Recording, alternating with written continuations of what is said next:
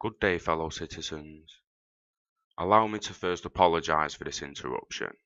I do, like many of you, appreciate the comforts of everyday routine. I enjoy it as much as any bloke, but I thought as a mark of globalisation for all, we'd have a little chat. There are, of course, those who don't want us to speak.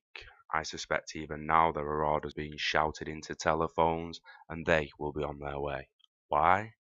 Because words are the path to truth and will always retain their power. And the truth is, there is something missing in this world, isn't there? Extreme imbalance, instability, and inequality. Financially excluded people, and all the while they, on TV, are talking in code. They have the answer. I know they do. I've seen it. If you've seen nothing, if you've truly seen nothing, and you don't know globalization is a good thing, a necessary thing, then I don't know what to tell you. I'll have to show you. Duré.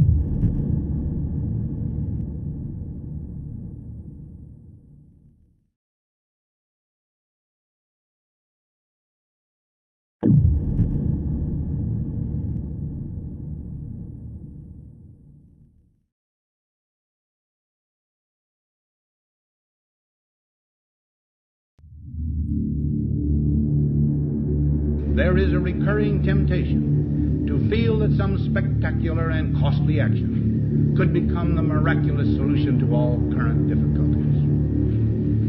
A huge increase in newer elements of our defenses, development of unrealistic programs to cure every ill in agriculture, a dramatic expansion in basic and applied research. These and many other possibilities, each possibly promising in itself, may be suggested as the only way to the road we wish to travel. But each proposal must be weighed in the light of a broader consideration, the need to maintain balance in and among national programs. Balance between the private and the public economy. Balance between the cost and hoped-for advantages. Balance between the clearly necessary and the comfortably desirable. Balance between our essential requirements as a nation and the duties imposed by the nation upon the individual. Balance between actions of the moment and the national welfare of the future. Good judgment seeks balance in progress. Lack of it eventually finds imbalance and frustration. This documentation is from the Bank of Lithuania. But make no mistake, this happened globally. We've experienced a remarkable boom and bust economic cycle supercharged by credit. During the boom, investment vastly exceeded saving, resulting in large current account deficits. Current account deficits were mainly financed by hot capital inflows through the banking sector. Trade deficits were closely linked to excessive credit. Credit-fueled demand for housing and sluggish supply led to explosive house price development. Credit-driven domestic demand resulted in wage and price pressures, which in turn lowered real rates, and who wouldn't borrow at such rates? We learned bad judgment leads to imbalances, financial imbalances and risks, which led to a financial crisis.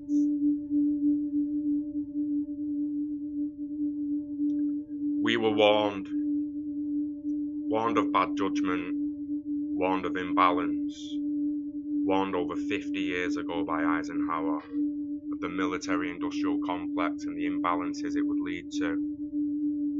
imbalance of power that allowed certain institutions and corporations to gain too much power and control. More imbalance, corruption, greed, and bad judgment then took over. The rest is almost history, and yet the imbalances we were warned of are still there for all to see, if you just open your eyes to the facts and look in the right places. There's a shift happening, a redistribution, a shift so big it's unprecedented, a huge reform in monetary policies, financial inclusion, the birth of the Internet of Value, plus more, and it all started with a ripple. You see, the system wasn't just corrupt, it wasn't just imbalanced and unfair, it was old and outdated. Few people saw a way out, luckily a few did. They created a way to not only fix our current financial system, making it fair for all, they created an interledger capable of interoperability, so RTGS systems of different countries can interoperate with one another. A system that is fair, a system on a level playing field. But the shift to this system, started by a ripple, comes at a cost. A redistribution of wealth like the world has never seen. A reset of structure, a reset of policies, a reset to a level playing field.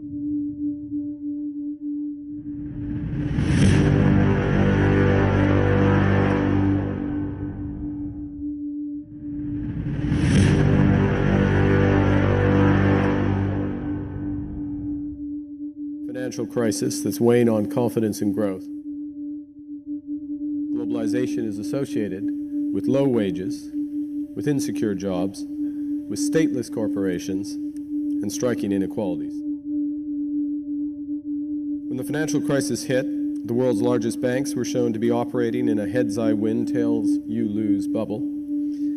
There was widespread rigging of some core financial markets exposed, and masters of the universe became minions. Many citizens in advanced economies are losing trust in the system. Fundamentally unbalanced and unfair. Capital versus liquidity. The balance. Capital versus liquidity. Trade imbalances. We haven't been playing on a level playing field. Markets need structure. Maintaining monetary and financial stability. To make sure that there is level playing field. Level playing field. To address some of those deeper causes of weak growth and higher inequality, and to try to sketch out a few ideas about building a globalization that works for all. Because for societies of free trading and network countries, of which the UK is the best example, in order for those societies to prosper, they must first redistribute some of the gains from trade and technology, and then reskill and reconnect all of their citizens. And by doing that, they put individuals back in control. And get us to an even and level playing field. Level playing field.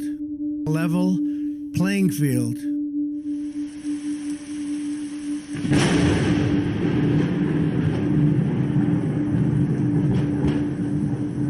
I think that the clouds on the horizon are becoming darker and are probably getting closer. We need to make sure that there is level playing field. Level playing field. Well, what the president is doing is he's trying to level the playing field and get us to an even and level playing field. Level playing field. All we're looking for is a equal level playing field with an equal level playing field in trade partners across the world. Level playing field. To make sure that we level the playing field, as you mentioned, to level the playing field on a level playing field with the rest of the countries that we're dealing with. They see a level playing field, capital versus liquidity. Create a level playing field. Eliminating transaction costs associated with using and switching between currencies. Level playing field. Reducing uncertainty about currency movements and giving businesses access to deeper, more liquid financial markets. Because that's the only way it's fair.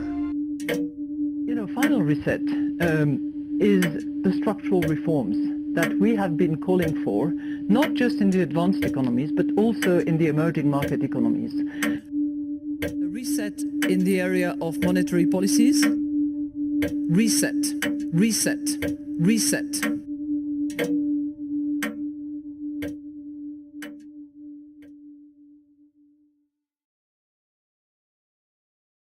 We still have on the horizon is this unbalanced growth that we are still seeing, that has been fixed a bit as a result of the slower recovery, but where clearly with better recovery we can see the unbalances between the different economies reaccelerating yet again. My last R is reset. We're seeing as necessary going forward a reset in the area of monetary policies. We believe that quantitative easing and the accommodating monetary policies that have been adopted so far should be continued up until such point where growth is well anchored in those economies, and this is not yet the case everywhere. Reset in the sense that once it is well anchored, then those accommodating monetary policies have to be reformulated, have to move either back into their old territories or be more traditional or be maybe of a different kind, and I'm sure central bankers around here will be able to comment on that. But that's first reset. Second reset is the one that Mark is I hope, going to talk about, which is the financial sector reform and regulatory environment that is clearly undergoing a major reset at the moment. And the final reset, which is my last word, Martin, is those structural reforms that are necessary in all corners of the world. Very often people think structural reforms, okay, for some of those advanced economies that have such rigid labor markets. No, it's not just that. And I'm not sure that I would necessarily associate advanced economies with rigid markets, nor would I mark flexibility as the ideal solution for it. But structural reforms are needed in product markets, service markets, but they're also needed in emerging market economies, where structural reforms can take a completely different form from those that I've just mentioned. And they have to do with bottlenecks in certain countries, they have to do with proper governance, and they certainly take multiple forms, including that of unleashing the potential that is there, but that is still constricted by a lot of licensing right, protective barriers, and so on and so forth. The reset, if you will, that Christine raised around monetary policy. And let me put one bit of context here in terms of the risks as well, which is we have been in a very low volatility environment, in part, and maybe in large part, because of the policies of the major central banks. So there's two dynamics here. One is to move back to a more normal volatility environment, which will feel like a big increase in volatility, and then potentially move farther than that because of some of the structural changes in the financial system.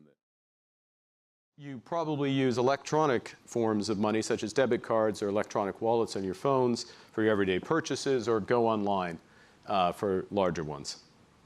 And a number of you may hold other forms of money, electronic money, crypto or virtual currencies such as Bitcoin, Ether, or Scotcoin. And a few may view paper money and even the Bank of England itself as archaic vestiges of an old centralized order of payments that will soon be swept away by a digital distributed future. And that's my topic for today, the future of money. Specifically, how developments in money and payments technologies could transform our economy in ways both good and bad, and how, for the good of the people of the UK, the Bank of England is helping to manage the potential risks and to realize the promise of the future of money. We accept that a token has value, whether it's made of metal or polymer or of code, because we expect that others will do so readily and easily. The tokens representing money have taken many forms over the millennia, from cowrie shells in ancient times to cigarettes during the Second World War, to mobile phone minutes in modern Kenya. Most forms of money, past and present, have nominal values that far exceed their intrinsic ones, a gap that has meant that money has a long and sorry history of debasement, particularly private money that has inevitably succumbed to oversupply and eventual collapse. Throughout history, governments would often betray the trust of their citizens, be it Henry VIII, reducing the precious metal content of his coins during the Tudor era, Pitt the Younger depleting the gold vaults of the Old Lady during the Regency period, or a pliant Reichsbank financing the government in Weimar Germany. With the wisdom born from such sad experience, most countries have now settled on centralized public fiat money backed by robust institutions in order to provide the public with money that's both highly trusted and easy to use. The foundation of wholesale payments, RTGS, which processes over £600 billion per day to the highest standards of efficiency and reliability. The MPC, which conducts monetary policy independently to achieve price stability defined by the 2% inflation target. The PRC, which is charged with ensuring the safety and soundness of our banks and building societies that hold your money. The FPC, with its wide powers to maintain the resilience of the financial system as a whole. And finally, the powers and facilities that provide a wide range of liquidity to banks and other financial institutions in order to promote the continuous functioning of the system during shocks. This robust institutional framework sets a very high bar for forms of money competing to dislodge sterling. But at present, there's more than 1,000 virtual or cryptocurrencies that are trying to do just that. In the depths of the global financial crisis, the coincidence of technological developments and collapsing confidence in banking systems sparked the cryptocurrency revolution. Its advocates claim that a decentralized cryptocurrency, such as Bitcoin, is more trustworthy than centralized fiat money because its supply is fixed and therefore immune from the age-old problem of debasement. Its use is free from risky private banks. It doesn't touch risky private banks. And thirdly, those who hold it can remain anonymous and therefore free from the ravenous eyes of tax authorities, or worse still, law enforcement. Some also argue that cryptocurrencies are more efficient than centralized fiat money because the underlying technology cuts out intermediaries like central banks and financial institutions and allows payments to be made directly between the payer and the payee. So how well do cryptocurrencies fulfill the roles of money? The short answer is they're failing. The most fundamental reason to be skeptical about the longer-term value of cryptocurrencies is that it isn't clear they'll ever become effective medium of exchange. Currently, no major high street or online retailer accepts Bitcoin as payment in the UK, and only a handful of the top 500 US online retailers do. For those who can find someone willing to accept in cryptocurrencies, the speed and cost of the transaction is generally slower and more expensive than payments in sterling. And that's because the more heavily used cryptocurrencies face severe capacity constraints compared with other payment systems. For example, Visa can process up to 65,000 transactions per second against just 7 for Bitcoin. If you use a debit or credit card in the UK, the transaction's completed in seconds and without exchange rate risk. In contrast, Bitcoin users face queues of hours, and those waiting to get to the front to make time-pressing payments, for last orders, for example, need to offer up a transaction fee sufficiently large to persuade Bitcoin miners who verify and process the transaction to do so quickly. These fees, the fees that are paid, vary through time. They reached £40 in late last year. They're currently around £2, but even that's expensive relative to cash, cards, or online payments, which cost the retailer around 1.5 pence, 8 pence, and 19 pence, respectively. So even at its low volumes, the costs of Bitcoin mining are enormous. Its current annual electricity consumption is double that of Scotland. In comparison, the global Visa network's energy use is less than 0.5% of that of Bitcoin, despite processing 9,000 times more transactions. So given their poor stores of value and inefficient and unreliable media of exchange, it isn't surprising that there's little evidence of cryptocurrencies being used as units of account. Even though the prospects of replacing fiat money are tenuous at best, cryptocurrencies are of growing interest to policymakers, many of whom prefer the term crypto assets expressly because they aren't true currencies. The bank's Financial Policy Committee is currently considering the risks posed to UK financial stability, and internationally, the Financial Stability Board will report to the G20 in Argentina later this month on the same topic globally. At present, in my view, crypto assets do not pose material risks to financial stability. So authorities need to make some decisions. They need to decide whether to isolate, to regulate, or to integrate crypto assets into the financial system. You may have got a bit of the drift by now, gathered by now, that for many reasons, in my view, the crypto assets in your digital wallets are unlikely to be the future of money.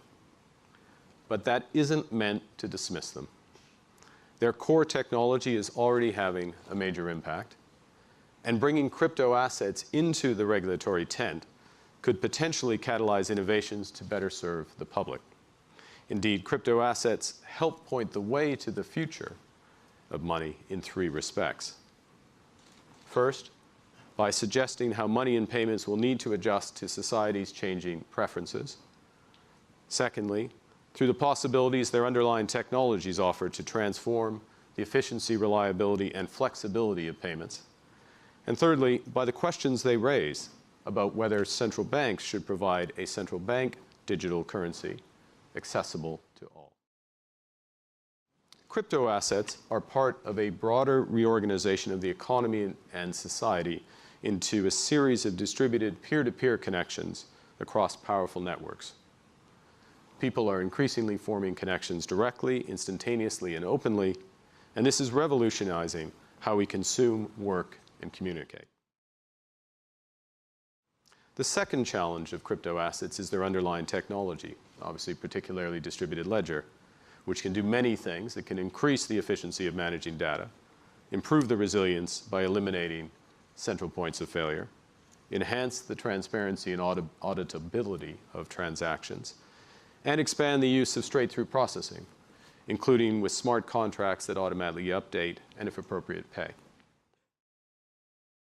Now, the third challenge is that crypto assets raise the obvious question about whether their infrastructure could be combined with the trust inherent in existing fiat currencies to create a central bank digital currency, or CBDC.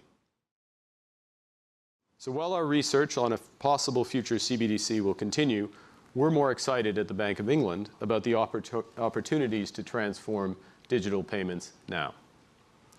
In particular, the combination of the bank's overhaul of RTGS, that big central payment system, and new technologies promise payment systems that can better serve society's demands for fully reliable, real-time, and distributed peer-to-peer transactions. Now, the good news is that non-bank payment providers, PSPs, can now access RTGS, and we expect the first of them to do so directly this spring to help drive costs down and service up. So what can that mean? Well, innovative PSPs can deliver a world where you can split around in the pub electronically and instantaneously, needing nothing more from your friends than a QR code on their phone or their mobile number. By doing so, electronic money is effectively becoming much more like its physical relative, allowing genuine, immediate peer-to-peer transactions without the need for a middleman. Our overhaul of RTGS is helping to reduce complexity and costs in other areas, such as cross-border payments, where the bank is leading the efforts of other central banks and the private sector to use central bank money in cross-border payments through synchronized RTGS systems. When coupled with capture of richer payments data that will be made possible by the renewal of RTGS, the system will also help support innovative services for the more effective management of personal and company finances, benefits that will be amplified by the application of open banking. Finally, at the wholesale payments end, the bank believes that the distributed ledger technology could potentially save tens of billions of capital, pounds of capital, currently tied up in settlement, while settlement completes.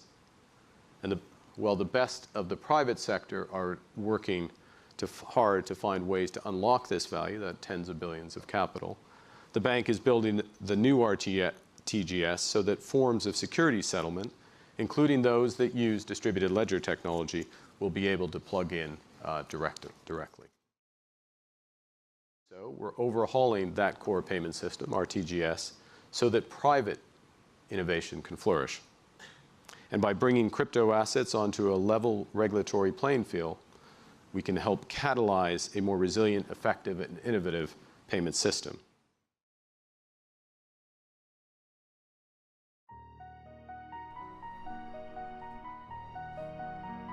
In order to understand the future of money, you need to understand its history, understand the imbalances, and understand the cause for a monetary reset to an even playing field. After World War II, the global economy was in need for a global reserve currency. The infamous Bretton Woods system of monetary management established rules for commercial and financial relations amongst the United States, Canada, Western Europe, Australia and Japan. In 1944, the Bretton Woods system was agreed upon. With the United States of America possessing 2/3 of the world's gold supply, the United States dollar was ultimately chosen to serve as the world reserve currency. The United States dollar rode out upon its maiden journey as the world reserve currency, backed by gold at a pegged ratio of 1 ounce of gold redeemable for $35.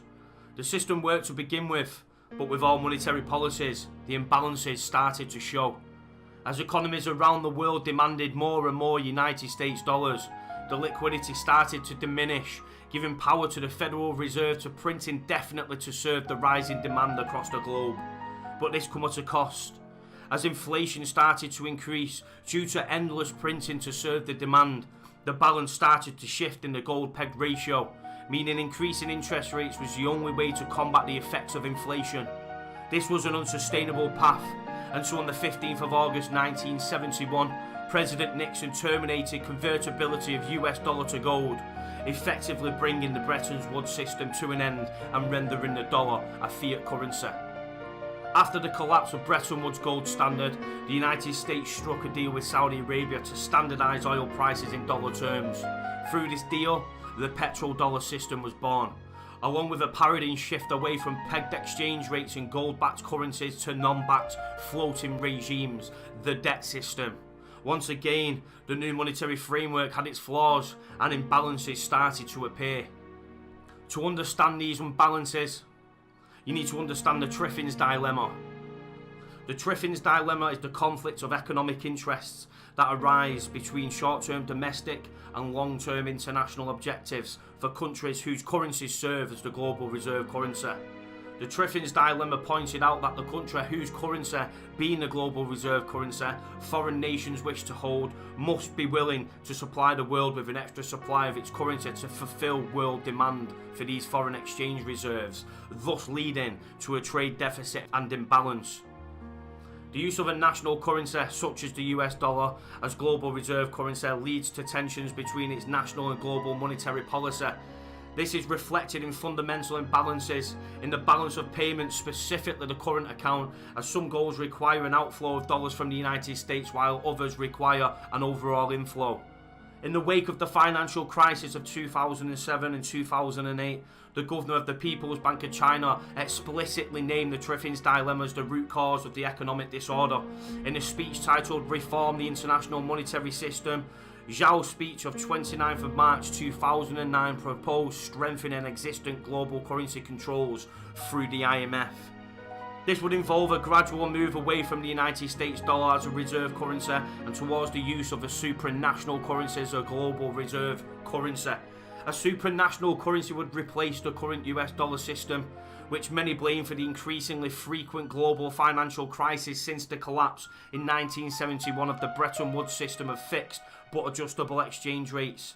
A supranational currency is a hypothetical global currency that will be backed by a basket of reserve currencies at the International Monetary Fund and form the basis for a new global monetary system, a global reset to an even playing field. China, Russia, India, Europe, and even the United States are all calling for a new monetary system. The Executive Order 13772 made by President Trump, titled A Financial System That Creates Economic Opportunities, led to the creation of the Federal Reserve's Faster Payment Task Force. This committee was to determine the technology used for the upgrade to the Federal Reserve's based RTGS system. Ripple was chosen to seek the Federal Reserve's Faster Payments Task Force alongside the High-Level Advisory Board for the IMF, the same direction as the Bank of England, and with the World Bank branding XRP as a supranational currency at the World Economic Forum, the evidence started to mount up. The signs started to appear. The evidence is out there. You just need to open your eyes.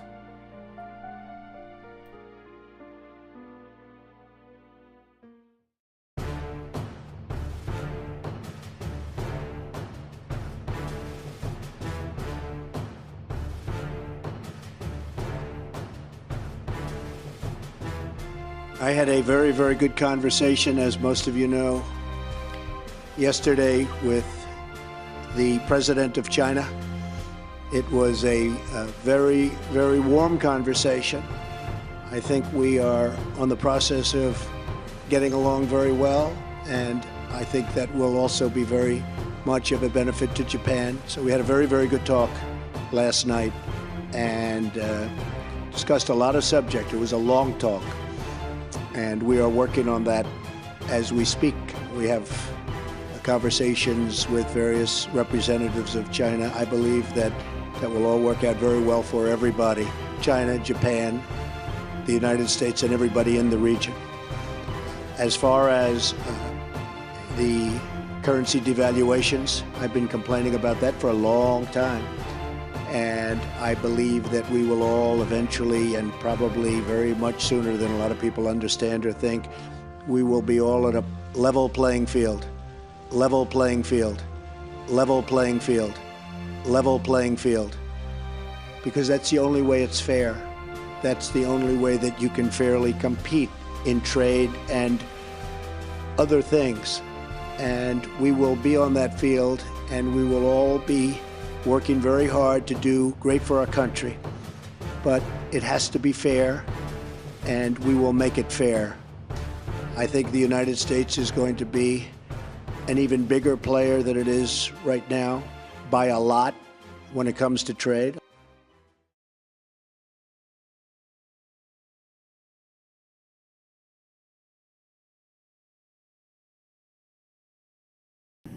Oh, what we are seeing, it's one of these rare moments where we're actually living in history.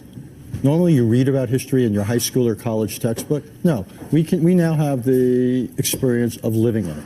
And what we're seeing is history unfold. What we are seeing is the daily bringing about of what people have described, Fareed Zakaria and others, as the post-American world. We are voluntarily giving up our position of advantage, of primacy. We're creating a level playing field where everybody essentially decides what deals they're going to make. So either they have to defer to more powerful countries like a China or a Russia, rather than being able to depend on a reliable United States, or they simply do what they think is in their own best interest. What this will be a world that's far messier, far less American influence, far less stability, and ultimately less prosperity for us. But we are, this is the foreign policy equivalent. Let's be straight about it. This is the foreign policy equivalent of repeal without replace. We're repealing the American-led order that has done us, I think, extraordinarily well for 70 years, and in its place, it's going to be something much closer to an international free-for-all. Yeah, let me show this one more time. And by the way, it's a great time. Check it out. This is I'm serious. Go online, check GDP, compare the United States since 45 till now. The American-led order that Donald Trump is trying to eviscerate, the American-led order that James Mattis tried to explain to him in that meeting, and that he said, I don't like it, at the end. And that's when his then Secretary of State called him an idiot. It was Tillerson, moron. Moron. That's That's the American order. You know, people go, New World Order, New World Order. I hate to admit this on TV. That was the new American order. That's why we have a $19 trillion GDP.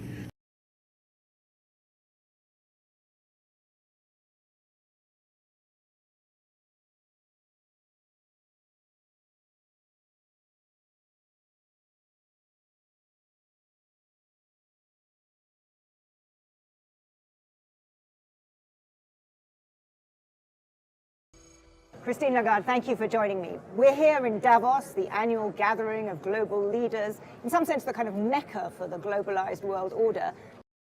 The world is changing. Is that a wake-up call for the Davos elite?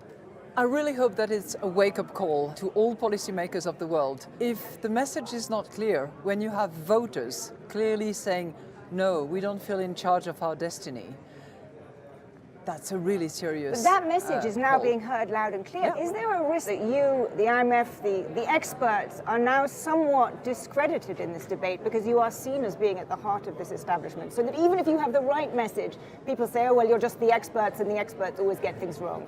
You know, I have no alternative, and I hope most sensible people have no alternative but to assess the facts, to draw the conclusions, to apply the analytical process through which you can then come to policy recommendations. This is our job, and we have to be as honest as is possible in order to offer our advice, and we will continue doing that.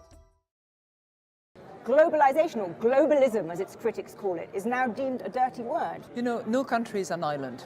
And the way the corporate world has interconnected itself through supply chains, the way in which services are provided on a global basis nowadays, the way in which capitals move around and are needed in that respect is not going to be stopped. So globalization is inevitable, that element of it. Globalization is now sort of embedded in the way in which a lot of people around the world work, transact, move, are used to international music, are used to traveling around the world, are used to getting cheap products. And I'm talking here about the advanced economies, because one big part of the world that we are not talking about enough is the 3.6 billion people who constitute 50% of the global economy and whose improvement of living standard depends massively on international trade, on movement of people, on participating in the global economy. We cannot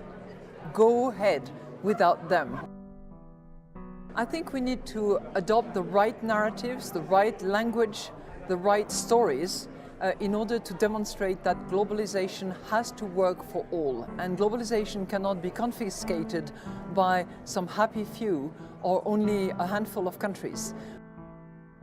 Globalization has been incredibly efficient and beneficial in order to eliminate a lot of poverty around the world, in order to improve the standard of living of many people, but it's not worked for all, and we need to emphasize and implement remedies to make sure that it works for all, and that we prepare people to actually address not just globalization, but technology changes that are going to be far more disruptive than just globalization.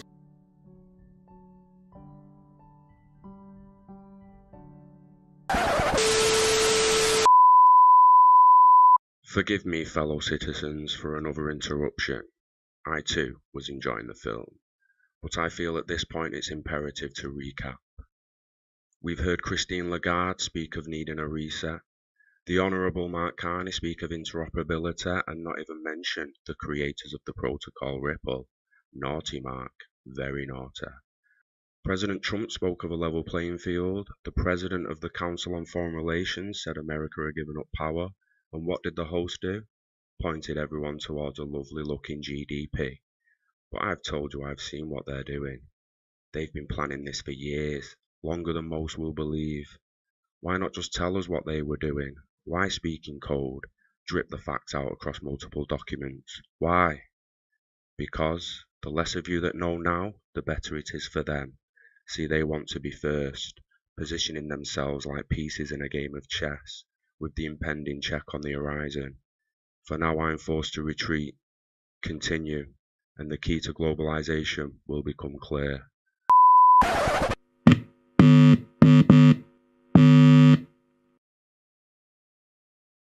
Globalization for all, because it's the only way it's fair. The need for a level playing field. A call to action for a solution, answered by Ripple with interoperability. But where did it all start? Where did the solution come from? And what is this solution? An answer to a Senate inquiry about digital assets, a global protocol for fund settlements, the Ripple Protocol, gifted to the W3C and now called the Interledger Protocol, then labelled an even playing field. December 2014, just a month later, another call to action, another answer from Ripple. To Her Majesty's Treasurer, Ripple Labs submits the following comments in response to your call to action on digital currencies. The protocol enables payment in any fiat currency, including XRP. Smart regulations can level the playing field. This letter was from Chris Larson. On to 2015, a FinCEN document. We all benefit from a level playing field. An IMTC document. There are bridges that are being tended using some of the newer blockchain protocols Ripple Labs mentioned to allow point-to-point transactions in order to provide a level playing field. 2017 document from the Catalan Competition Authority. It's noted on the 16th of June 2016, Mark Carney, Governor of the Bank of England, announced its plans to extend direct access to its RTGS systems, allowing a range of non-banked PSPs to compete on a level playing field. The lack of interoperability resulting from a common communication standard means third-party providers may have to develop a slightly different connection for each bank they wish to connect with.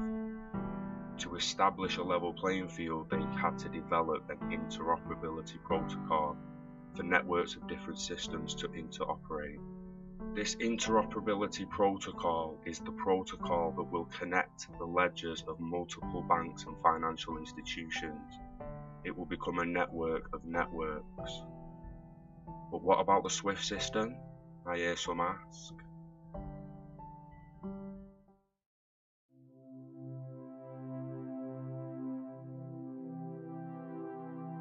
Is there a possibility that Ripple could take over SWIFT one day? Well, I think what we're doing and executing on a day-by-day basis is in fact taking over SWIFT. In that, we've now signed up, well over 100 banks. Some of the largest SWIFT-enabled banks in the world are now using Ripple's technology. Just last week we saw a remittance company who's using Ripple's technology. They reduced the price per transaction to their consumers from $20 per transaction to $2 per transaction, and they saw an 800% increase in usage overnight. That's the type of dynamic that SWIFT isn't able to support that we're able to address right now, and that's something we saw just in the last couple of weeks. So we certainly want to see banks succeed in this new world order. We certainly want to see banks succeed in this new world order. And take advantage of these technologies. To the extent we can work with SWIFT to do that, then that's great.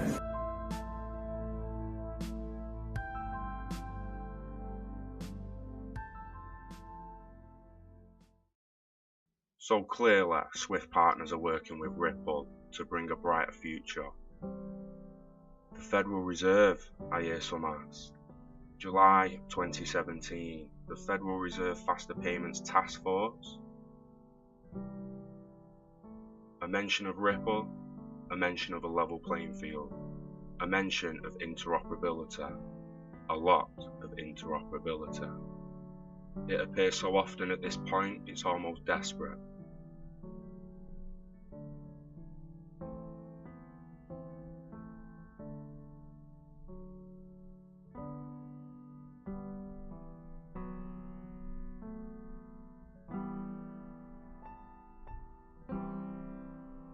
EU trade defence document working to ensure a level playing field. The Bank of England 2018 helped level the playing field for smaller banks. The World Economic Forum the future of trust and integrity, more level playing field talk. Technology companies can create a level playing field where every voice is given an equal standing. Seek the documents, find the facts. Whether it's HSBC, Bank of England, Bank of America, Bank of Russia, China, or a little bank in Africa, Interledger provides the bridge between ledgers, the bridge to the level playing field. So let's take a deeper dive into Ripple and the key technology behind globalization for all.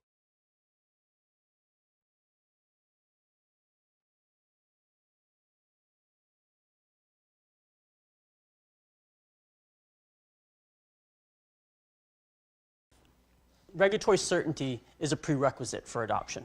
And as we've talked about today and in several other panels, there is a shift into the institutional sector. So regulation becomes critical there. It's regulatory clarity becomes critical there.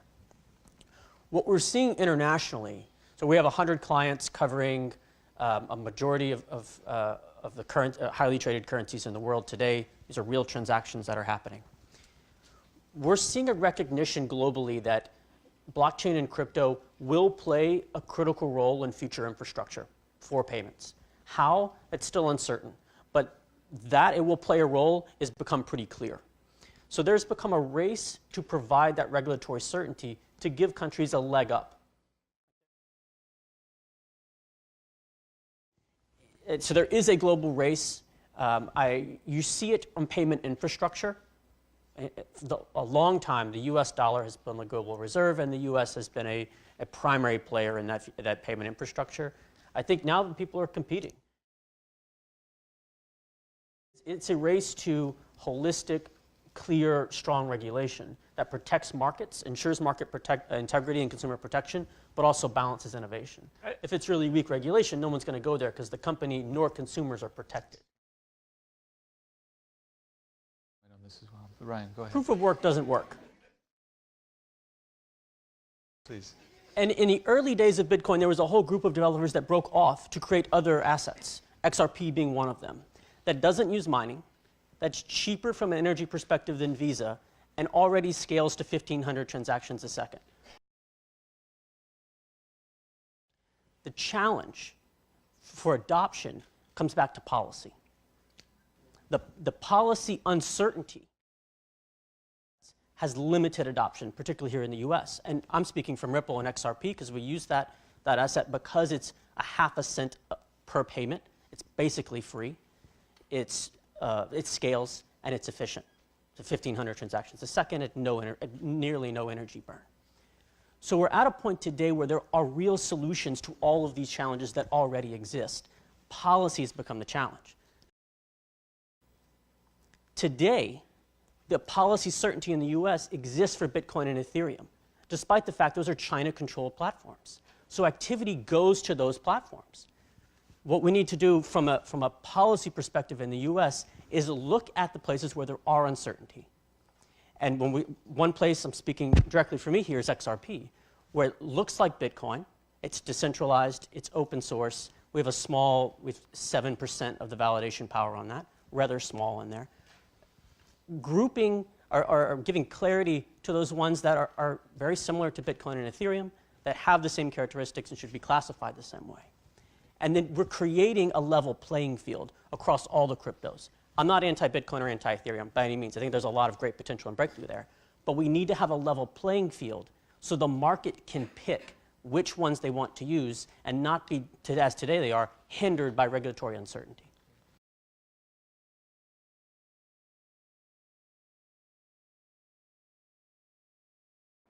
So when we think about payment systems today, that we've had in the past, they're generally centralized systems.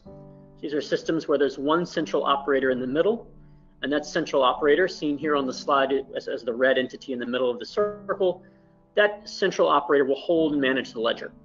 It keeps track of all the accounts of the participants in that network, who's paying who, and is the central authority for the payments that flow through that network. Now, several years ago, we saw the development of a technology breakthrough of distributed systems. This is distributed technology where the network operates without a central entity. So there's no central operator here, meaning there's no central point of failure. We've removed that central point of failure, enabling greater resiliency of the network. And now we're progressing the maturity of that technology for different use cases. So since this technology has been launched, there's a lot of interest in distributed ledger and blockchain from many different sectors. Here's a quote I have from Santander, the large Spanish bank. In their studies with this technology, they see the potential to save $15 to $20 billion a year by 2022 when this technology is applied to cross-border payments, securities, and compliance. So we have a technology breakthrough, and we see lots of potential. That begs the question, where is this technology in development? How mature is it? What I see happening in the market right now is a typical innovation cycle, a cycle we've seen in several other technologies. It first starts with the technology breakthrough, where there's one design that we see potential with for many use cases. Ford Model T was one of the first automobiles. This was the technology breakthrough, but we saw lots of potential for many different use cases. However, we were restricted by only having one model. We had one design that we would have to force on many different use cases. Very quickly, we realized we need to specialize the design of the solution for the use case. So fast forward to today, when we have a maturity in the technology, we have designs specific to each use case.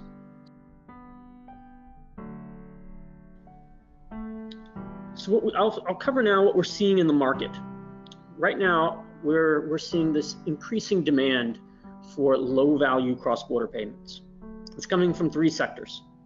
First is remittances, your typical person-to-person payment overseas. This isn't a new demand, but given how global we've become as a global economy, we're seeing increased demand for remittance services. Second is small businesses seeking international growth. These are small companies seeking to import raw materials or to export their goods elsewhere. Today, they're typically bound by the fact that cross-border payments are a slow, cumbersome process. The business may not have the expertise or the resources to enable cross-border payments, so they typically just stay domestic. There's demand by banks and small businesses to enable small companies to grow overseas. Finally, the newest aspect of demand from cross-border payments is digital platform-based businesses. This is a new type of company that's in the market that has a very different payment demand than what we've seen traditionally from large corporates. Examples of these businesses are companies like Alibaba, Amazon, Uber, Airbnb. These are online companies that are platforms that have global reach. Their payment need is all cross-border, or predominantly cross-border, at a very high volume, but low value. So Uber paying its drivers in India and Philippines and drivers all around the world. That payment demand, these are very small payments. They're not large invoice payments for millions of dollars. They're small individual payments to individuals. That's a different payment demand than what we see from corporates. Corporates typically send large individual batched payments overseas, whereas what we're seeing with these digital platform-based businesses, these very high growth companies, are the opposite payment demand. It's low value at a very high volume. Traditional payment rails don't really support this. So there's this unmet demand in the market, particularly from large corporates. Ripple is looking to optimize this process, resolve these pain points by changing the process of the payment, moving from a sequential process to a coordinated process, where the transaction happens in one step, it's executed across all the links in the chain simultaneously. So we synchronize the payment instead of going one step at a time. We've developed the technology. We've gifted it to the W3C. It's the global standards body for the World Wide Web. They manage many open standards today, like www, when you type in a website or HTTP. Their expertise is in managing these open protocols. So we've gifted Interledger to the W3C. It's seen adoption now in several other platforms, aside from Ripple, platforms that are looking to enable interoperability between two ledgers or two institutions. So we're using Interledger as this set of instructions of when to debit and credit accounts.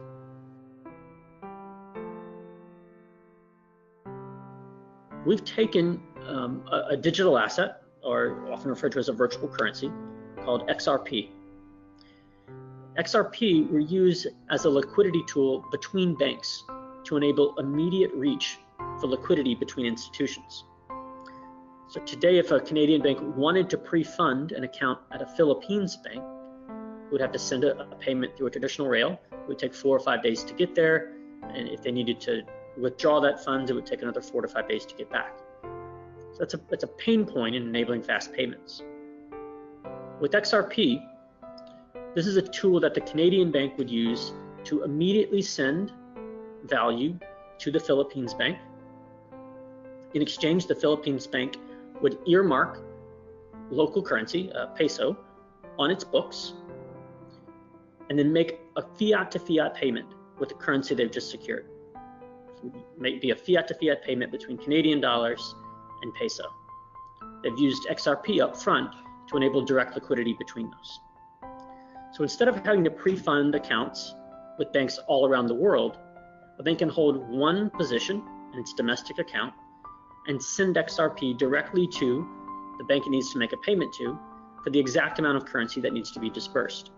This gives you the ability to consolidate all of your capital positions, have a much more capital efficiency, and have reach directly to institutions when you need it. You don't have to pre-fund and park capital at banks that is not being used. So put to use this way, XRP allows fiat currencies to move much more efficiently. A bank can pre-fund an account and get liquidity immediately on demand. This is all designed to make fiat currency move more efficiently and more fluidly. So it complements a fiat currency. The payments being made are still in fiat currency, still Canadian dollars to Philippine peso. However, they're using XRP just as a tool to source that liquidity.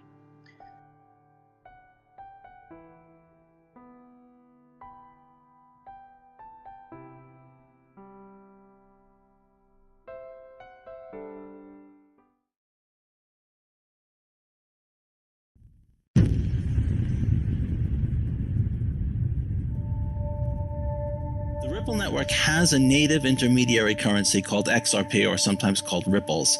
And the advantage of Ripples is that there is no counterparty. There's nobody. It works just like Bitcoin. Your Ripple balance is just a number on your Ripple account on the Ripple network. And the theory is that because XRP doesn't require any trust or anything in common, it can flow between any two accounts. You don't have to agree to have somebody hold it for you. And so if that becomes the premier intermediary currency, then two types of people will want to hold XRP. One will be people who don't know what currency they'll need next. If the path from dollars to euros tends to go through XRP, then if you don't know whether you'll need dollars or euros, it makes sense to hold XRP because then you only have to pay half the spread. And then the other thing is market makers. If you're just trying to make a market and people who are selling their dollars want XRP because that's what they need to buy euros, then if you want to be able to buy dollars, XRP is the currency that you're going to need to hold to buy them. If that's the way it plays out, then the demand for XRP will go up, and therefore the price will go up. But again, nobody's crystal ball is clearer than anybody else's. That is certainly something that may or may not happen. So it happens automatically when you make a payment. The network finds the cheapest path. That might be through XRP, it might not. It could be through US dollars, it could be through Bitcoin. There could be multiple paths that you draw from so that you get the very best offers on multiple order books. So you wouldn't be consciously aware, unless you really drilled into what was happening behind the scenes, you wouldn't necessarily be consciously aware of what intermediary currencies you held for a notional split second. But because XRP can flow between any two accounts and is trustless, it has a privileged position inside the Ripple network that could cause it to be preferred as an intermediary currency. I see. If that happens, demand will go up. I see. Now, what if it doesn't happen? It certainly might not. It could be that, for example, the Federal Reserve decides to issue dollars directly onto the Ripple network, and everybody thinks that's the perfect intermediary currency, and then XRP doesn't get that kind of role, in which case you would not see that increase in demand. I see. Is it possible that just as the USD is the reserve currency of the world right now, against what a lot of people would like to see, is it possible that the USD could eventually be the reserve currency of the Ripple protocol, Ripple network? It's certainly possible. You could also see another government, any country could do this, introducing, let's say, gold, 100% reserve-backed gold on the Ripple network, and people might decide, ooh, that's what I want to use as my reserve currency because maybe the government of China, let's say, does that and people trust them. There's certainly any number of ways this could play out. To some extent, Ripple Labs has bet on XRP. Ripple Labs holds an enormous number of XRP, and our primary business model is that they'll appreciate in the future. But of course, there's no guarantee. I see. So now that concept that the US dollar could be the reserve currency of Ripple, of course, you know that people hearing this show and hearing that, if they've not heard that before, talk about ripples, right? Talk about ripples going out. That's going to cause a lot of people to be afraid and to think, wow, we don't want Ripple, because the U.S. government, I'm sure now, since they heard this episode of Bitcoins and Gravy, they're onto it for the first time. They're slow, they're sleeping usually. Now they're going to work as hard as they can to get the U.S. dollar to be the reserve currency of Ripple, and we're back to the same place we were before Ripple and Bitcoin and all of this. What do you say to someone like that? Well, they have to compete in a fair playing field, So the intermediary currency could be the U.S. dollar, and you can still hold whatever currency you want. You can hold Bitcoin, you can hold Ripples, and that would just be where the liquidity is. And they would have to compete on a completely fair playing field because people don't choose intermediary currencies. They just make payments with the cheapest path they can find. You need three pieces for it to work. The person who's making the payment needs an easy way to get cash in. The person who's receiving the payment needs an easy way to get cash out, and someone has to provide the liquidity between the two assets if they're not the same asset.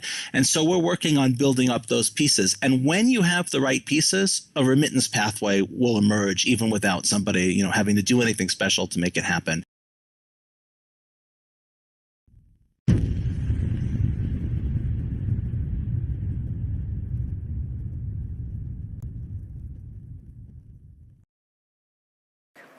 Well, I think a lot of people found Bitcoin interesting because they were frustrated with the siloing of money and liquidity.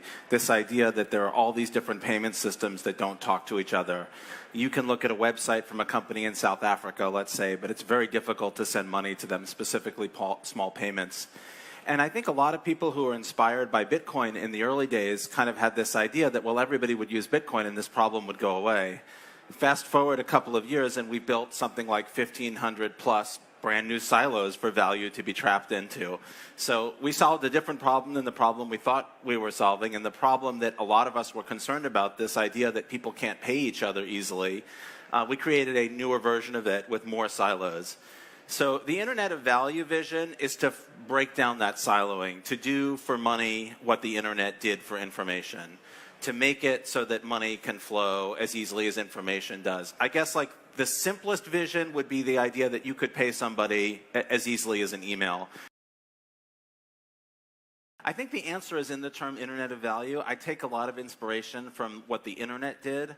So in the pre-Internet days, there were a lot of distinct information networks. Every company had their own information network. Even companies that sold access to information networks were selling access to their own private information networks, and then they had like bespoke connections. So if you had America Online, there was a way you could email someone at CompuServe, but it was like very finicky. You had to use the gateway. That's kind of where we are with money, and I think that we can take almost the exact same path. In fact, the more that we looked at this over the last 3 or 4 years, the more we realized that payments are actually very similar to information. Like packets of money can go through routers between payment systems, just as packets of information can go through routers between information networks. What I would argue we need is a light interoperability protocol. My colleagues at Ripple have developed Interledger together with an open source community and with the W3C and several other participants. And what that is it's a very light, very neutral protocol that can coordinate the movement of value across ledgers that track it. And it's not tied to any particular ledger technology. It can connect to digital assets like XRP and Bitcoin and others, and it can also connect to traditional ledger systems like PayPal or mobile money systems or even banks. I think banks understand that banks are getting squeezed from both ends. So they're sending billions of dollars to their correspondents, and they're seeing tremendous competition from non-banks that are offering faster payments to their customers. So they understand that they're going to have to improve the services that they provide, or they're going to increasingly become less relevant, particularly in international payments. It might seem counterintuitive, like why is Ripple, who's kind of been working on this cryptocurrency XRP that we're using, for all of our products and is kind of where our bets are placed, like why would we want this Internet of Value that puts everything on a level playing field? And there's a couple reasons. So one of them is we think we can win on a level playing field. XRP is faster and cheaper and perfectly positioned for the use case. And I think the other reason is almost more important, that this is not a winner take all. I don't think anybody thinks there's going to be one asset that's going to take over the world. There's going to be lots and lots of assets, and all of those assets are more valuable if they can interoperate.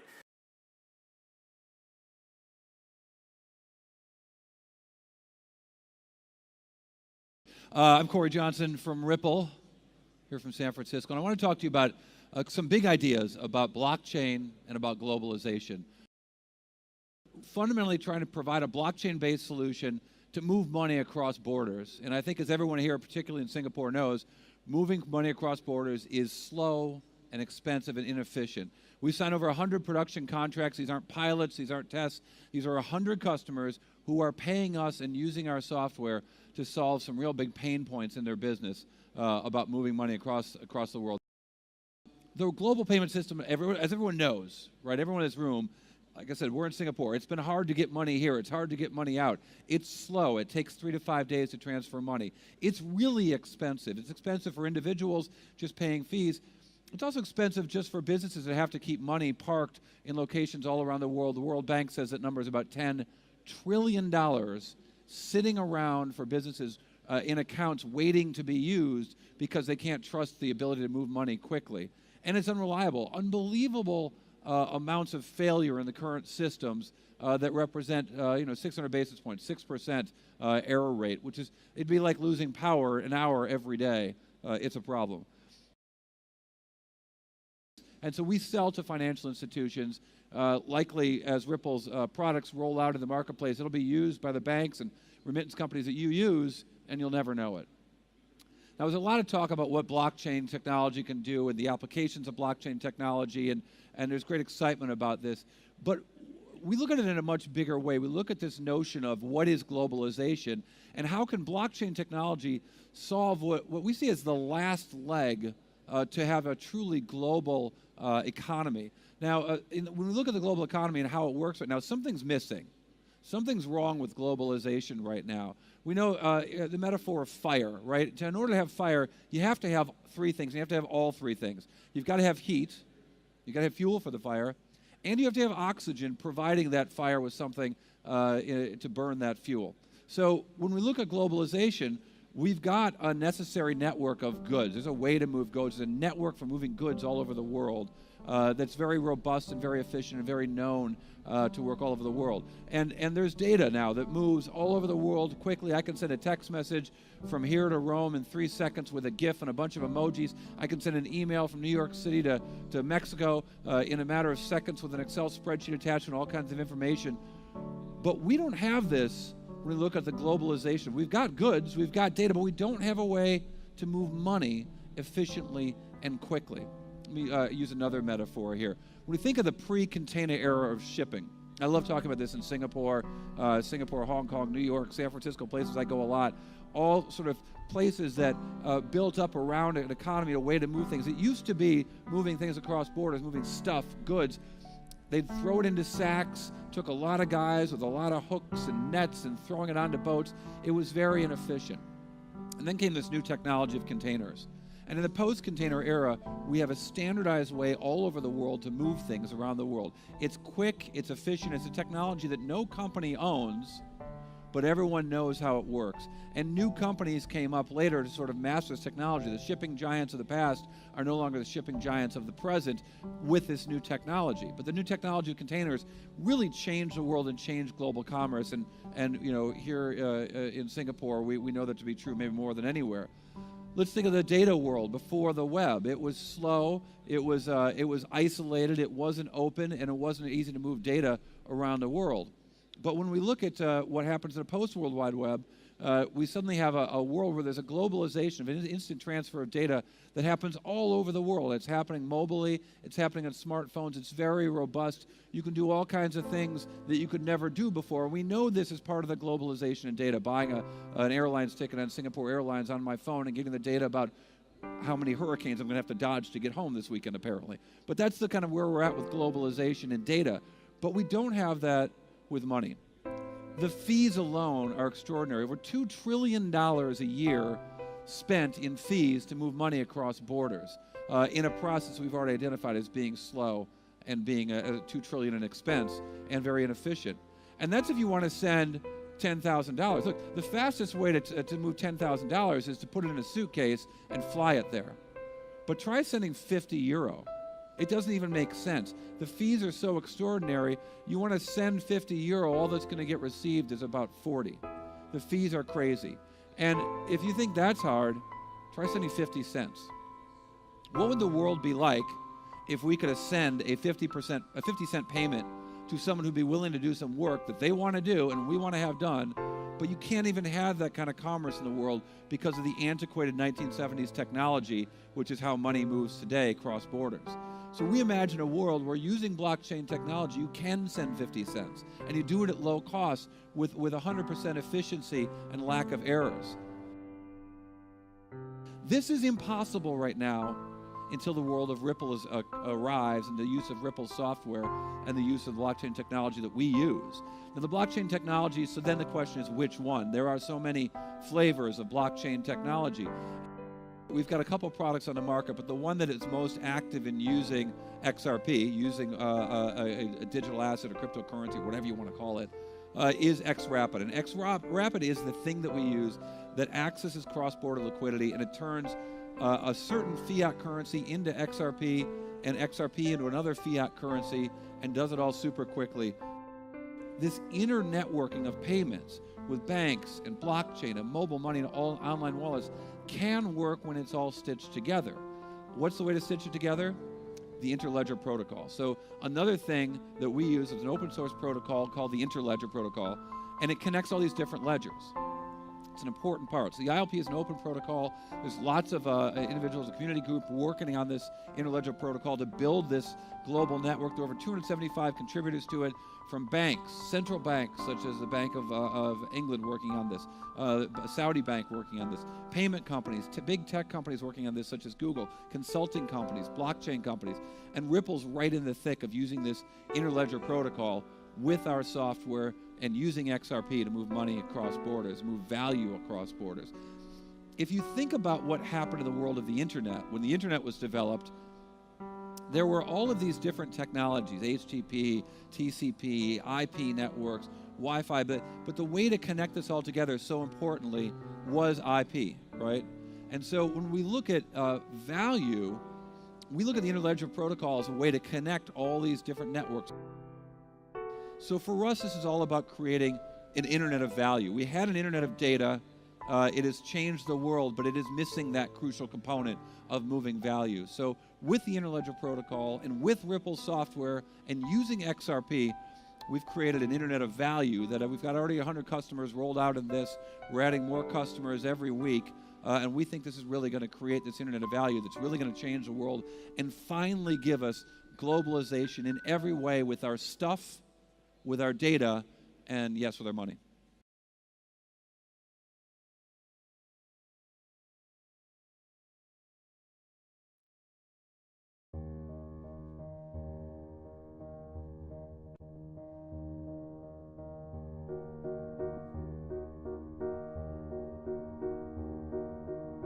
"10 years out on the financial crisis, we still don't have the infrastructure perhaps to prevent the next one. And I think this is where digital assets can really help, because an efficient digital asset can really solve some of the key problems in global liquidity. You know, the world's got trillions and trillions of dollars tied up in liquidity just to get around how clunky the movement of value is around the world. If with a really efficient digital asset, something like XRP, and that's what we believe will be the most efficient, you can now reduce trillions and trillions of capital from being tied up. So you can make those transfers instantly as a bank or as a payment provider or as an enterprise without having to have money pre-positioned all over the world. Well, to us, what we think is, blockchain doesn't quite capture what's really going on here. We think what's happening is really the creation of what we would call an internet of value. And so we think that has just a profound impact on how the world is going to work. Maybe at its kind of highest level, we almost see it as the completion of globalization, which is obviously not working for everybody right now. It's getting a lot of blowback, and I think it's not because globalization is bad. It's because it's incomplete. There's some key thing missing, and that missing thing is interoperability of money. You have it with data, but you don't have it with money. Money is still stuck in the 70s. And we think at the end of the day, where there's a combination of blockchains, digital assets, and interoperability technologies, which are going to equal this internet of value and fundamentally make the world a much more efficient place. But we've been at it for longer than anybody, and what matters here is what quarters do you have, the number of partners. We've got hundreds of banks and payment providers, remittance companies, not just in experimentation mode, but full production mode. Yeah, well, we see it really all over the world now. We see great traction throughout Southeast Asia, obviously Japan and Korea, the Middle East. Partnerships that we're signing almost on a weekly basis there.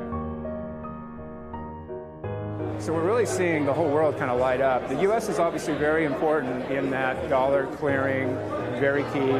We feel great about the progress we've made there with American Express, for example. We've got some other partners that we're very, very excited about. We think that the regulators are taking a thoughtful approach. You've got to stop the bad guys, but also support the platforms, make sure that you're not picking winners and losers, that all the major platforms compete on an equal playing field.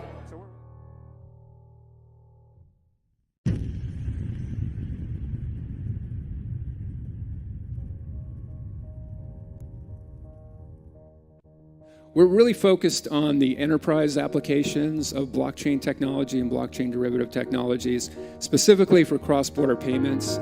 We think everything starts with a payment, so a lot of the use cases that we're talking about, we think they really need to have a payments solution first, and then we can really kind of grow from there. And we're really focused on how this technology can solve problems. With cross-border payments is clearly a problem, and I think that's why we've been successful with over 100 announced production deals with enterprise companies throughout the world. And again, the problem that we're trying to solve is, cross-border payments in the world they're antiquated, right? They're built on 1970s technology that just doesn't work in today's world. It's incredible that it takes, 3 to 5 days to move value across the world today. You could literally put cash in a FedEx envelope, mail it, to where you're trying to get to. It would be perfectly tracked. It would get there way faster. That's kind of crazy. The costs of cross-border payments are just unacceptably high, not just the fees that banks and their customers have to pay to correspondents and lifting fees, but all the capital that's tied up in the global system. Because payments are so slow, capital is just sitting there. So what we have done at Ripple is we built something called RippleNet. That's really a culmination of 3 core products, which I'll talk about one of them in a little bit. But just the combination of those products, RippleNet allows enterprises, payment companies, remittance companies to enjoy, on-demand, real-time payments. This is the most hyped area in technology today. This is the most attention fintech has ever gotten, right? It's the first time fintech has been truly global. So, clearly there's a lot of overhype. There's a lot of projects that are going to fail. I think we already know cryptocurrencies are not going to replace all fiat currencies, but they're going to be supplemental. So clearly there's a lot of hype, but you got to admit, something fundamental is happening here. I think we all feel that in our bones, right? There's something very big. You're not going to have this much money, this much talent globally that's going into this space unless something really fundamental is afoot. And the way we see it is we think this really represents the final step in globalization. And I think we all know globalization has not been very popular lately. We've got to fix some things. Globalization is not a bad thing. And we think you can't have globalization that works without a global system in three key things: data, goods, and money. And the truth is we only have that today in two of those things: data and goods. Money has not had its shipping container moment. It's still stuck in the 70s or maybe before. And that is really holding back the world, right? So trillions of dollars, again, being wasted. I use the example of 4 cents to move a shirt all the way across the world. Pretty much costs nothing to send a message all the way across the world. I'll give you one example of an Airbnb host in Tanzania. He's charging $29 to a customer through that platform. By the time the money has gotten to that host, this is an actual actual example, $9. So $20 to move the value, 4 cents to move the shirt, almost nothing to move data. So obviously this has to change. And of course, the implications of this lack of interoperability of money is, even all of you in this room, wealthy people, you can't send 50 euros without it all being chewed up in fees. Now, of course, there are some applications that try to, that sort of mask this, and they do a great job of it. But what they're doing, of course, without infrastructure for the whole world, is they're absorbing settlement risks. They're eating the cost. That's not scalable, right? So this has to change. And, of course, the other problem with this, according to the Bill and Melinda Gates Foundation, they say that the 2 billion people in the developing world, they need to be able to send 50 cents cross-border if they're really going to be participants in the global economy. You can't do that in a system built in the 70s, SWIFT, correspondent banking. There's not enough profit in it, so banks won't engage here. There's no profit in it. And of course, we can't even get started on all the excitement that a lot of people in this room have talked about, and I think is absolutely correct, machine-to-machine payments, right? So that robots, machines are full economic actors. They may need to be able, and applications as well, they may need to be able to send 100th of a euro, 1,000th of an RMB. You can't do that in this system today. So this has all got to change, and I think that is what represents the excitement of blockchain. I'm saying blockchain in quotes. That is this possibly the shipping container for money? Does this complete the picture of globalization, the third kind of key leg of the stool? I would say yes and no, right? So I think right now the conversation is too much around blockchains and digital assets. I would kind of broaden this out and say what's really happening here is the creation of an internet of value. And that's going to be a little bit blockchain, so it's going to be a lot blockchains, maybe a third of it.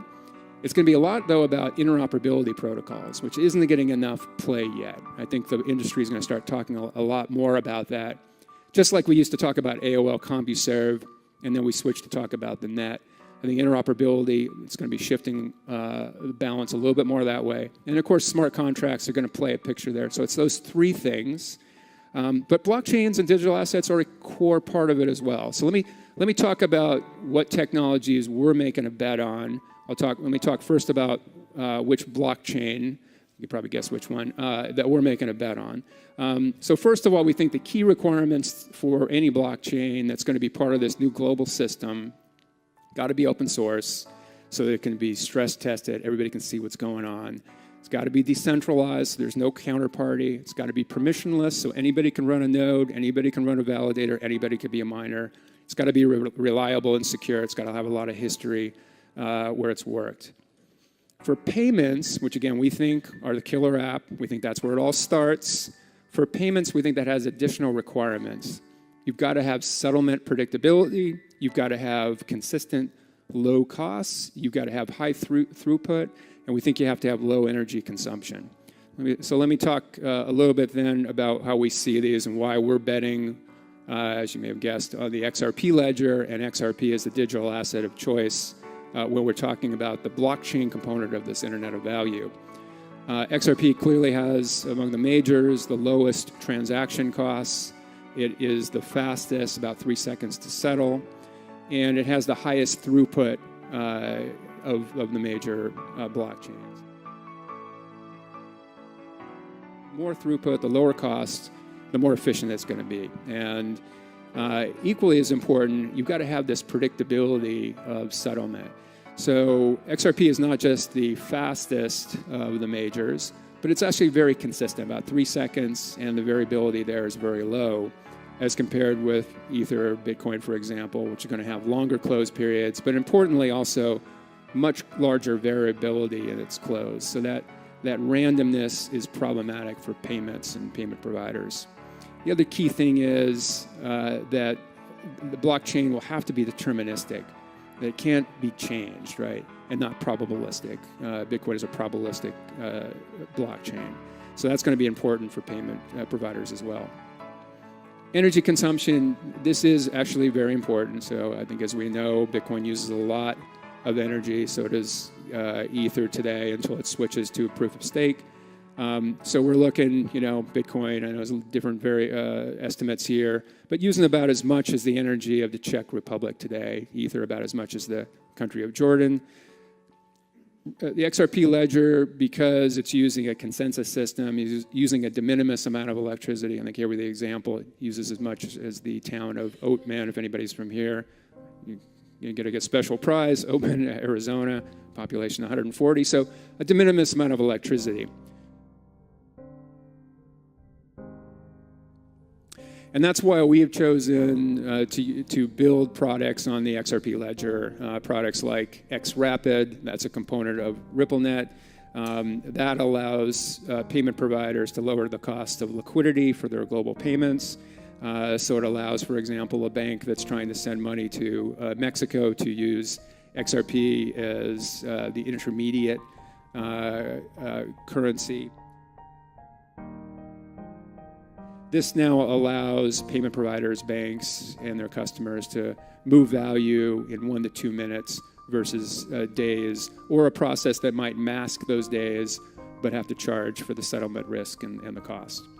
So that provides a lot of efficiency. However, that's not the complete picture, right? So let's talk now about the other components of this Internet of Value. Again, blockchains, digital assets, very, very important, has to be an efficient one.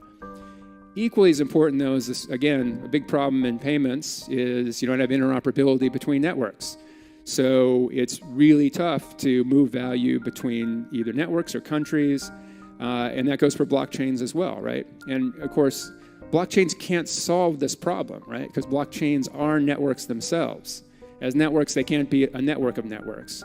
In fact, they even make the problem worse because now there's more of them, right? So you have more networks than have interoperability. So we need some kind of an internetworking protocol for payments that is going to connect all of these various networks and can do multi-hop. You have to move away from bilateral agreements, for example. Our bet is that interledger protocol is going to be the protocol of choice for interoperability. And the way this works, this is actually a derivative of blockchains. You wouldn't have had interledger protocol unless there had been Bitcoin and other blockchains. And it uses cryptographic conditions so that one network can send value to another network without anybody in between. So cryptographic conditions have to be met before value can move. It settles instantly. And it can be used in any ledger. It can be used in a central, HSBC, Bank of America's ledgers, Bitcoin, a distributed ledger, anything. It can move any type of value, dollars, RMB, Bitcoin, Ether, XRP, gold, whatever. Any kind of value can be moved. It's a protocol that's been underway for many, many years. It's a completely open protocol. It's as decentralized as you can possibly get. There's a group called the WC3 that is helping with the standard around the protocol. There's almost 300 organizations that are contributors to it. So our bet is that this is going to be a successful interoperability protocol, a key component of this Internet of Value. And the way we see this is, again, we're talking a lot about blockchains, almost like we used to talk about AOL and CompuServe. But we really think the architecture here is going to look a lot like internet architecture, where you have the networks on the bottom, all interoperating through a common IP protocol. You have the transport layers, then you have the applications. We think that's exactly how this is going to play out with this Internet of Value, where you're going to have the ledgers at the bottom, whether that be a bank's ledger, a remittance company ledger, a mobile money, blockchains, of course, all interoperating through interledger ILP, for example. I won't go into the transport layers, but the applications would be at the top. So we think that's a good model for how this is going to play out. We think the conversation is going to start shifting to be a little bit more inclusive of blockchains, interoperability, and then finally, the last part, smart contracts. So big believers that also smart contracts will play a key role. Our bet would be on a technology called Codius, kind of a derivative of Intraledger. The differences here between, and so already getting some really good scale, the differences here between, let's say, smart contracts on Ether, which have to be on that blockchain, using that currency, using a specific language, is it's completely neutral. It can be used, again, on any blockchain. It can be used as a hosting protocol. It can use any language. It can use any currency. So we think that's going to be an important last component. We think all three of those things, the blockchains, the interoperability, and the smart contracts, equal an Internet of Value.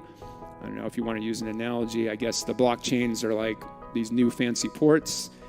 Intraledger is like the shipping container. And I guess the smart contracts are like the robots, moving around the port, I guess, if you want to use that same analogy. And we think that this now becomes the platform for tons of other things, right? So when we're talking about lending, we're talking about securities, those really can't happen until you get the fundamentals of that payment platform, that Internet of Value completed.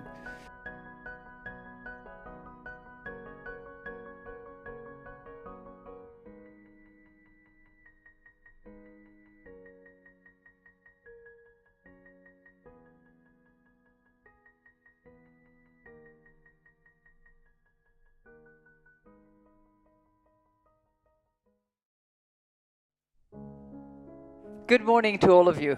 It's a real pleasure to be here today.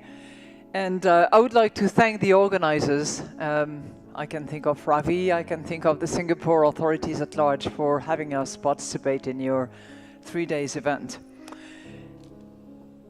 Did you notice that it was rainy this morning? Yeah, a little bit. Singapore is also well known for its winds. It is often windy. Winds here bring about change and opportunity. Historically, winds generally blew ships to the port. These ships resupplied while waiting for the monsoon to pass, for the seasons to change. And as the Greek philosopher Heraclitus of Ephesus would have said, change is the only constant. Singapore knows this. You know this. It is the true spirit of the FinTech Festival, opening doors to the new digital future, hoisting sails to the winds of change. And yet, change often appears daunting, unsettling, destabilizing, disrupting. Especially true for technological change. They disrupt our habit, our emotions, our jobs, our social interaction, for better or for worse. The key is to harness the benefits while managing the risks. When it comes to fintech, Singapore has shown exceptional vision. Think of the regulatory sandbox where new ideas can be tested. Think of the FinTech Innovation Lab and its collaboration with major central banks on cross-border payments. So in this context, and in my position as head of the IMF, I would like to explore 3 particular areas. First, I want to frame the issue in terms of the changing nature of money and the fintech revolution. Second, I would like to evaluate the role of central banks in this new financial landscape, especially in relation to providing digital currency. And third, I would like to look at the downsides, the risks, if you will, and consider how they can be minimized. Let me begin with the big issue, the change of money. How is money changing? When commerce was local, centered around the town square, money in the form of token, shells to begin with, metal coins eventually, was sufficient, and it was efficient. The exchange of coins from one hand to another settled transactions. So long as the coins were valid, and that was determined by just glancing, inspecting, scratching, or sometimes biting into them, it did not matter which hand held them. But as commerce went maritime, on ships like those that passed through Singapore and covered increasingly greater distance, carrying those coins became expensive, risky, cumbersome, heavy. So Chinese paper money, introduced in the 9th century, helped, but not quite enough. Innovation produced bills of exchange, pieces of paper allowing merchants with a bank account in their home city to draw money from a bank at their destination. The Arabs called these sak, abbreviation for sukuk, the origin of our word check today. And these checks and the banks that went along with them spread around the world, spearheaded by the Italian bankers and the merchants of the Renaissance. Other examples are the Chinese chanzi and the Indian hundi bills. And suddenly it mattered who you dealt with. Was this Venetian or Persian merchant the rightful owner of that bill? Was the bill trustworthy? Was that chanzi bank going to accept it? Trust became essential, and the state became the guarantor of that trust by offering liquidity, backstop, and supervision. Why do I take you through a little bit of history background? Well, because the fintech revolution questions the two forms of money that we just discussed, coins and commercial bank deposit. And it questions the role of the state in providing money. We are at a historic turning point. You, young or not so young, doesn't matter, but bold entrepreneurs gathered here today, you are not just inventing new services, you are reinventing the history of money. You're drawing a completely new future, actually.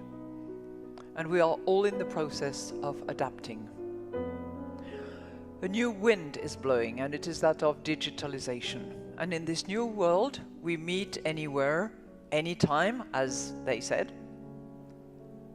And surprise, surprise, the town square is back.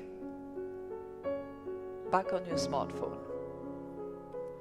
We exchange information, services, even emojis, instantly, peer-to-peer, person-to-person. We float through a world of information where data is the new gold, despite growing concerns about privacy, about cyber attacks. A world in which millennials are reinventing how our economy works, phone in hand. And this is key. Money itself is changing. We expect it to become more convenient, more user-friendly, perhaps even less serious-looking. We expect it to be integrated with social media, readily available for online and person-to-person use, including micropayments. And of course, we expect it to be cheap, safe, protected against criminals and prying eyes. So, what role will remain for cash in this digital world? There are already signs in some shop windows. Cash not accepted. And it's not just in Scandinavia, the poster child of a cashless world. In various other countries too, demand for cash is decreasing, as is shown in our IMF work. And in 10, 20, 30 years' time, who will still be exchanging those pieces of paper called checks? Bank deposit, too, is feeling the pressure from new forms of money. Think of the new specialized payment providers that offer e-money. From Alipay to WeChat in China, to Paytm in India, to M-Pesa in Kenya. These forms of money are designed with the digital economy in mind. They respond to what people demand and what the economy requires. Even cryptocurrencies such as Bitcoin, Ethereum, and Ripple are vying for a spot in the cashless world, constantly reinventing themselves in the hope of offering more stable value and quicker and cheaper settlement. Let me now turn to my second issue. What is the role of the state? What is the role of a central bank in that new monetary landscape? Some suggest that the state should back off, should back down.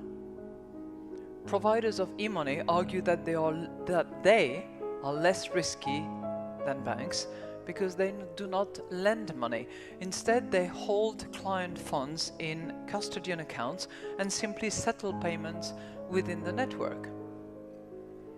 For their part, cryptocurrencies seek to anchor trust in technology.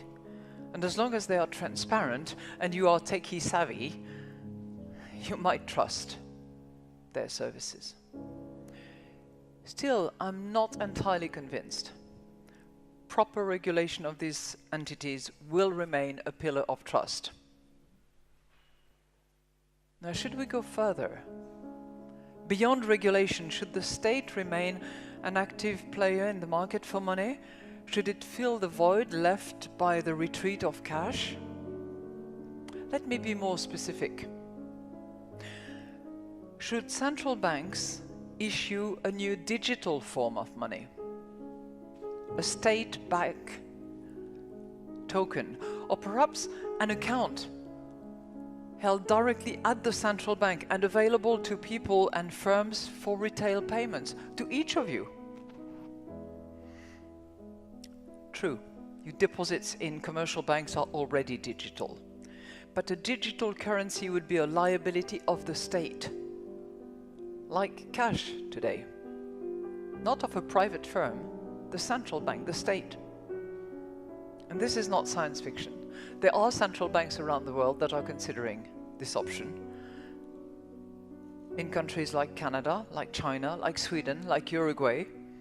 And they are embracing change and new thinking, as indeed we are at the IMF. Today, we are releasing a new paper which I was supposed to flag for you. So imagine there is a paper in my hand, except that it's available online. And it's called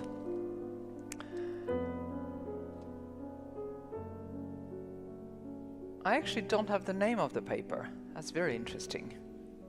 But it's all about the pros and cons of central bank digital currencies, also called CBDC, if you want to sound really aware. So check on that paper, really interesting. And I believe that we should consider the possibility to issue digital currency. There is a role for the state to supply money to the digital economy, to satisfy public policy goals that you are familiar with, such as inclusion, security and consumer protection, to provide what the private sector cannot provide, and also privacy in payment. Let me start with financial inclusion, where digital currency offers great promise through its ability to reach people and businesses in remote and marginalized regions.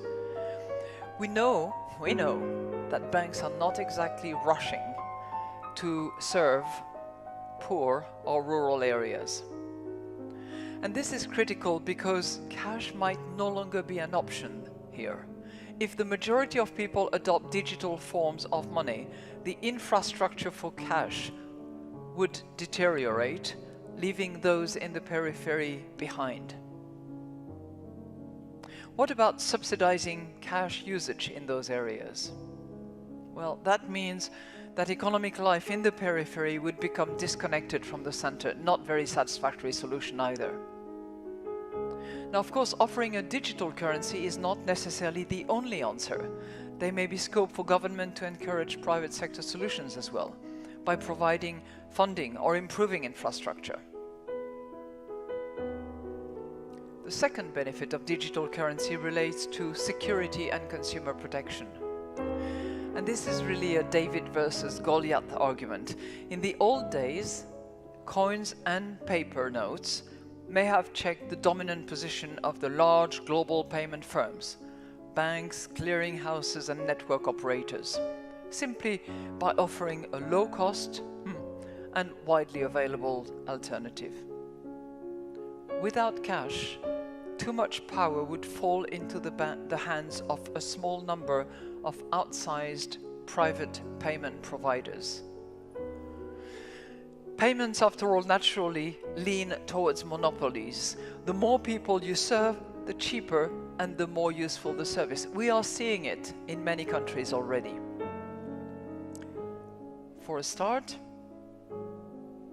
private firms may underinvest in security to the extent that they do not measure the full cost to society of a payment failure. Resilience may also suffer. With only a few links in the payment chains, the system may stop working if any of the link actually is deteriorating, if there is a glitch, a bankruptcy, or a firm withdrawals from the market.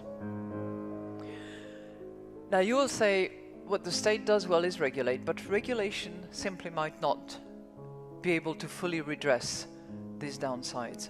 A digital currency could offer advantages as a backstop means of payment, and it could boost competition by offering a low-cost and efficient alternative, as did its grandfather, the old reliable paper note.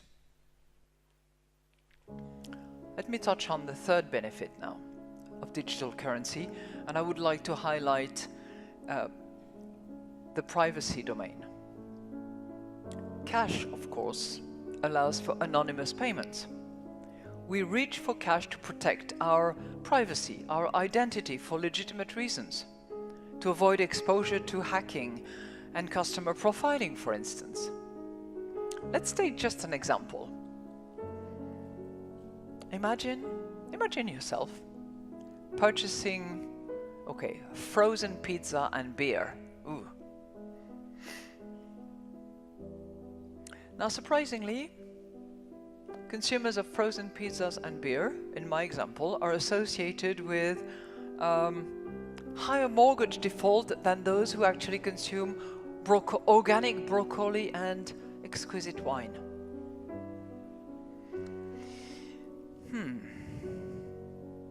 What can you do if you're really craving for pizza and beer and yet you do not want your credit score to drop?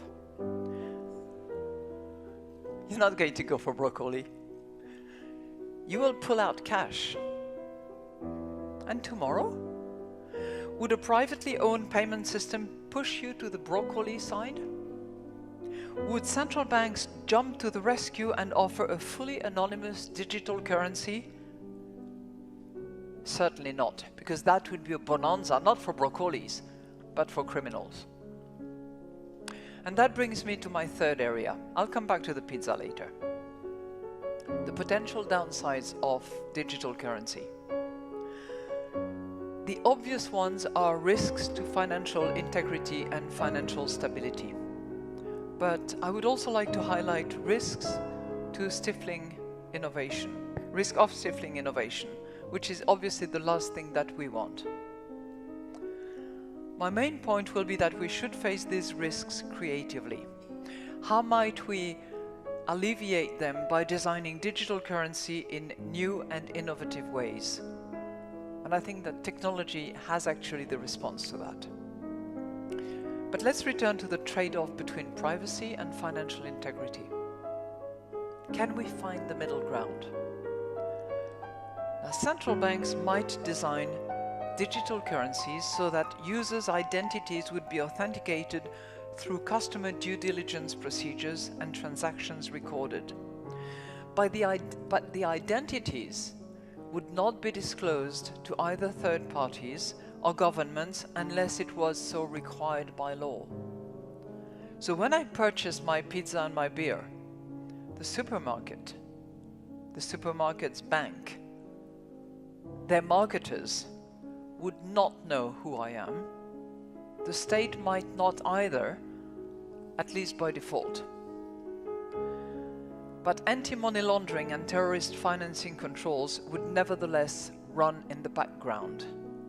And if a suspicion arose, it would be possible to lift the veil of anonymity and to investigate. This setup would be good for users, bad for criminals, better for the state relative to cash, and of course, challenges remain. But my goal at this point is that we should not give up and we should explore those options and see whether they can be made to work. The second risk relates to financial stability. Digital currencies could exacerbate the pressure on bank deposits we discussed earlier.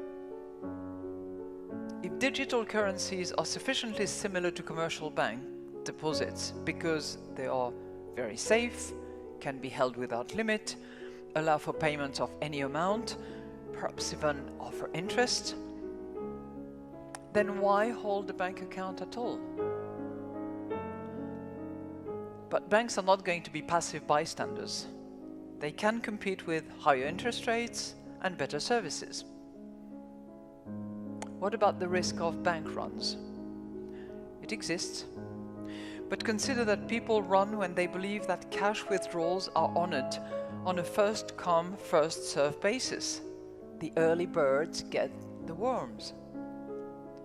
Digital currency instead, because it can be distributed much more easily and faster than cash, could reassure even the person who's left lying on the couch, eating pizza. In addition, if depositors are running to foreign assets, they will also shun the digital currency. And in many countries, there are already liquid and safe assets to run towards anyway. Think of mutual funds that only hold government bonds, for instance.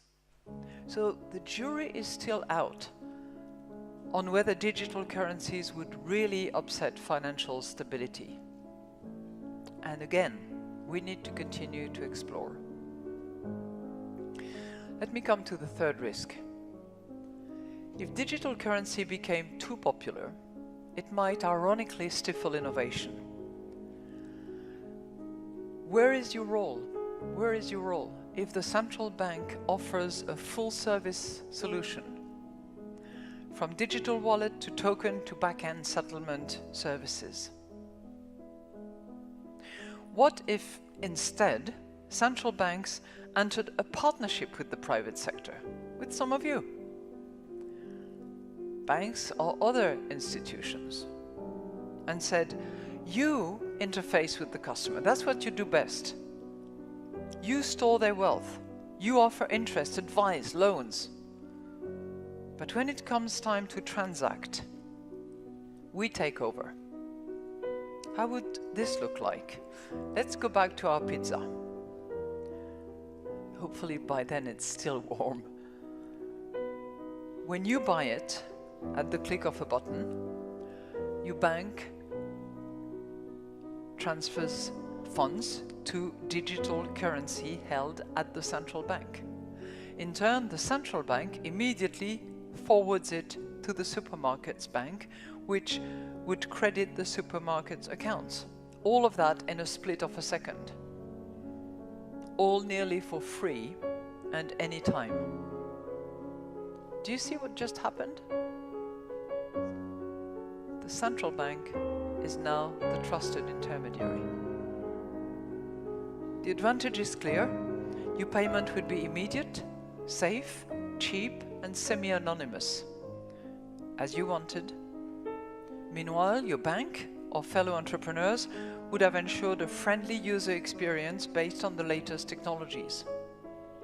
Putting it another way, the central bank focuses on its comparative advantage, back-end settlement, and financial institutions and startups are free to focus on what they do best: client interface, innovation, providing new services. This is a public-private partnership at its best. So let me conclude here. I have tried to evaluate the case this morning for digital currency. The case is based on new and evolving requirements for money, as well as essential public policy objectives. My message is that while the case for digital currency is not universal, we should investigate it further, seriously, carefully, and creatively. More fundamentally, the case is about change. Being open to change, embracing it, shaping it. Technology will change us. So we should change as well. Lest we remain the last leaf on a dead branch, the others having decided to fly with the wind. In the world of fintech, we need to harness change so it is fair, it is safe, it is efficient, it is dynamic, it is inclusive. That was actually the goal of the Bali FinTech agenda that we launched in Bali at the time of the annual meeting of the IMF and the World Bank last October. When the winds of change pick up, what will guide us towards progress in that journey? Will it be the North Star as the captains followed in the Strait of Singapore, Malacca? And today and tomorrow, who will guide us? Let me suggest that we follow a girl, a young girl, a fearless girl. If you're lucky, you might even be able to meet her in person in New York's financial district. She's bold, she's brave, she's confident. She faces forward towards the future with grit and determination. A future she herself is going to shape, with eyes wide open, eagerly, steadily. And she says to us, sail ahead. I'm not afraid. That's the challenge that we have. Thank you.